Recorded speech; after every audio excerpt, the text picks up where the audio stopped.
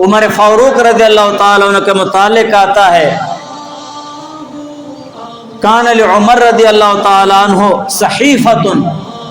عمر رضی اللہ تعالیٰ عنہ کے پاس ایک صحیفہ ہوتا،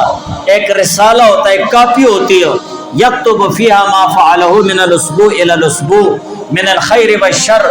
جو نیک اعمال عمر فاروق رضی اللہ تعالیٰ عنہ کرتے ایک ہفتے سے لے کر دوسرے ہفتے تک، چاہے وہ خیر کے ہوتے یا نہیں ہوتے، وہ اس کاپی میں لکھتے تھے۔ اور فیضا کان یوم الجمعۃ یورز الاعمال الاسبوع علی نفسی، اور جب جمعے کا دن ہوتا تو پھر وہ اعمال کی کاپی اپنے سامنے رکھ دیتے اور دیکھتے۔ ہم کیا کرتے کہ ہماری زندگی ختم ہو رہی ہے، ہم اپنی زندگی کا جائزہ کیسے لیں، اپنے اوقات کا جائزہ کیسے لیں کہ میں نے کیا پایا ہے، کیا کھویا ہے،